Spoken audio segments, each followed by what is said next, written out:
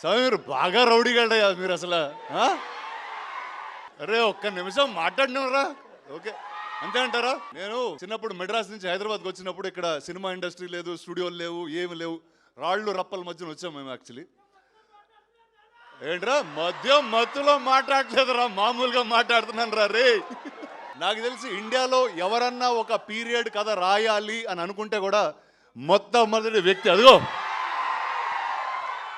ఖచ్చితంగా నవంబర్ 14 తర్వాత మీరందరు ఇతన్ని నట చక్రవర్తి అని పిలుస్తారు. ఈ సినిమాలో ఒక కొత్త నటి కావాలి అన్నప్పుడు ఇందాక మేడం చెప్తున్నారు. సో సెల్వ ఆల్మోస్ట్ ఒక 100 పైగా ఆడిషన్లు, వీడియోలు, వేరే అమ్మాయిల ఫోటోలు పంపించేవాడు. అరే ఊరుకోరా ఇప్పుడే పెళ్ళైందిరా, అలా ఫోన్లో అమ్మాయిల ఫోటోలు వేసుకుని తిరగకూడదు నేను అన్నా. బట్ వాళ్ళిద్దరి మధ్యన అద్భుతంగా నుంచింది భాగ్యశ్రీ. ఇందాక చెప్పినట్టు ఫస్ట్ మేడం సార్ కరెక్ట్.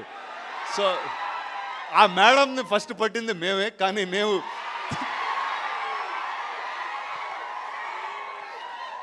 మేము సినిమా తీసే డిలేలో ఆవిడ తెలుగులో సినిమాలు చేసి ఇంత పాపులర్ స్టార్ అయిపోయారు.